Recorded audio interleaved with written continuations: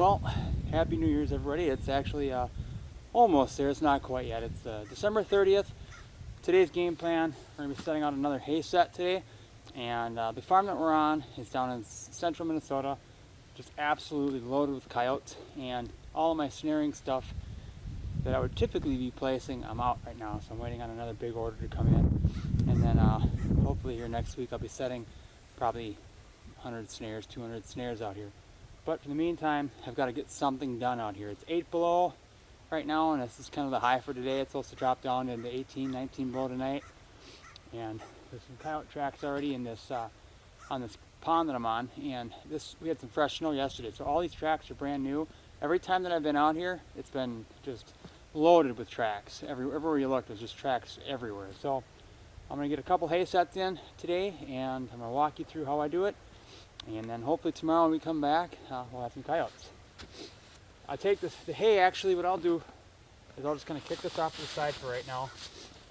The reason for it is it's movable. I can place that how I want it later on. And I just figure out where I want my traps ultimately. Today what I'm running is just a couple of Bridger Douglas number 2s.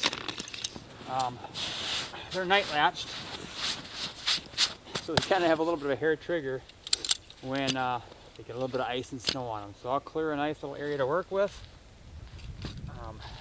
Doesn't hurt to get your hands caught in these traps, but if I can avoid it, especially when the temperatures are 8 below, then I typically try to avoid it. So there we go, there's one. It's already night latched. I know that ultimately what I'm going to do is I'm going to set the trap probably right about here. So what I'm going to do is figure out how I want it bedded, take the chain, and I'm actually going to stake it away. Typically you stake, a lot of times, like when your dirt hole sets, flat sets, stuff like that on dry ground, you're staking underneath the trap just to have a nice confined area, I guess, a small footprint as possible. But you do that on ice, and you puncture the water, and there's a little bit of water pressure, and it comes up, all you're doing is freezing your traps in. So I'll just take stake, and I'll bed that up here somewhere just to get it out of the way.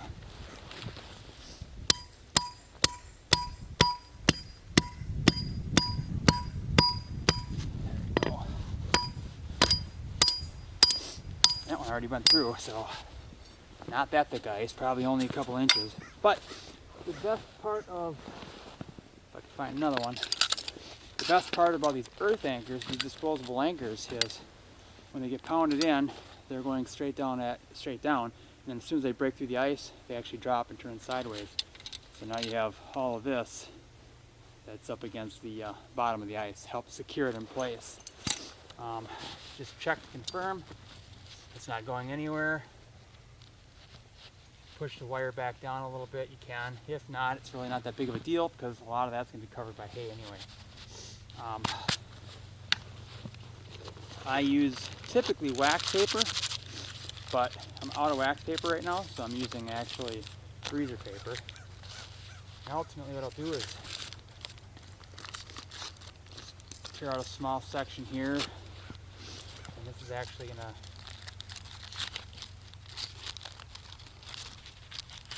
go just like this underneath the trap.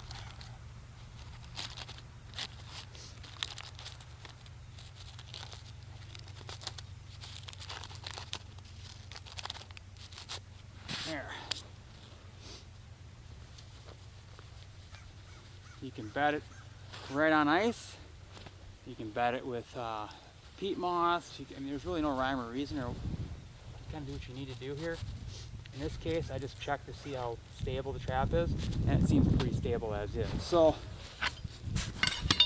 hard part about trapping in snow is it's easy to lose your tools, so always check for that. All I do then is I take a brush, just lightly, I'll cover this up a little bit more, the stake, or the chain and stuff, and I'll just go like this and cover the trap. Now all of this is going to get recovered in a little bit, but right now I'm going to kind of just semi-leave it exposed so that I'm going to actually put a second trap probably right here. So I'm going to use my same trapping surface here, or the same clean ice surface rather. set this on. Again, it's not the end of the world if you catch yourself, but why do it if you don't have to? Perfect. And what I'm going to do,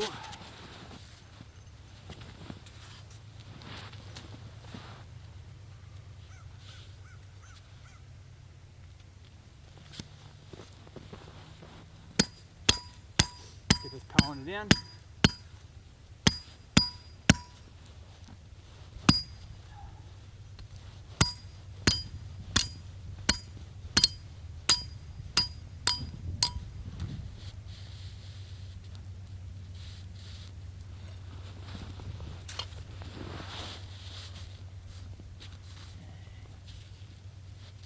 There we have it.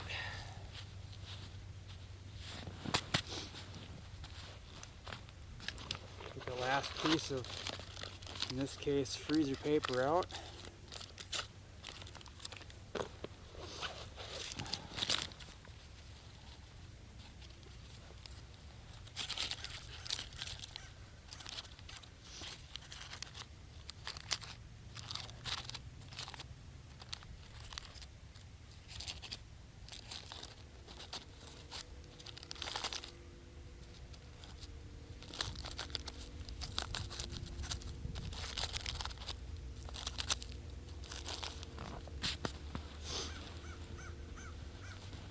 Get the gloves back on because it's cold. Some of the Canadian trappers up there, you see some of the Yukon shows and all that, and running around with no gloves, no face masks, and all that stuff. Give you guys props. You know, here I am just in Minnesota, but I've got really no intentions of doing that. The only reason I'm putting a little bit of peat moss out right now is I'm noticing a little bit of wobble in the triggers, or not the triggers, but in the lever side. So I kind of want to have something here.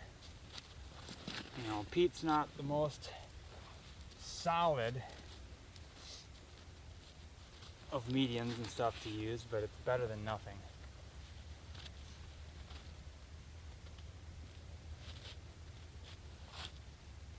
There, much more solid than it was, certainly. And then again, just take your brush. Kind of one of those leave no trace. You don't want the coyotes and stuff to really know you've ever been here. It's not important to have a lot of dirt, or in this case, snow on top, but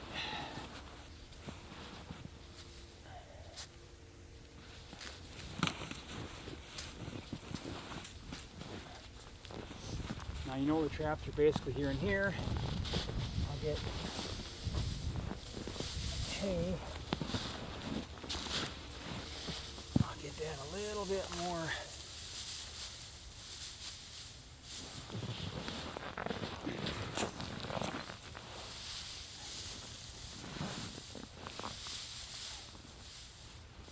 Like that. Take the gloves off again, go figure, right? And the last one I used Hiawatha Valley. This time, oh, I don't know. I will give it a go.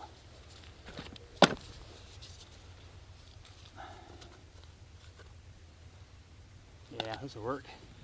I'll give Southern Snare a try here. Some of it's just mice.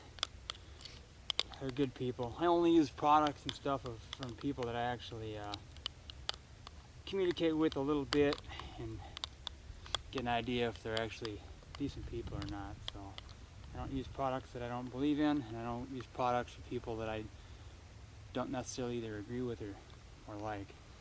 So nice scoop of this underneath.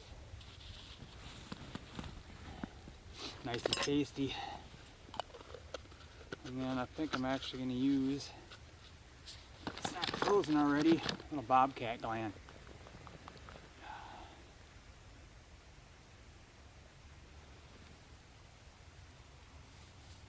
Strong stuff, and it's frozen. There we go, a little bit came out. A little goes a long ways. But a lot of this stuff. Again, that, I already know the sprayer's frozen, so I won't even bother. I'll just take it and pour it straight out the top. Yeah, it's already iced up.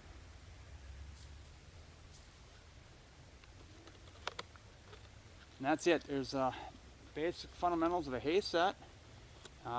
Tomorrow, hopefully I come back out here and have a couple coyotes. So, hope you all enjoyed, and if so, please, by all means, if you haven't already done so, subscribe to my YouTube channel. And if you have any questions or comments about how hay sets or any of the other sets that we're doing, how they work, or some of the baits and lures and stuff that we're using, by all means, ask away in the comments section, and I'll get back to you with the answers if I have them. And if not, I'll do my best to find them for you. So, thanks for watching.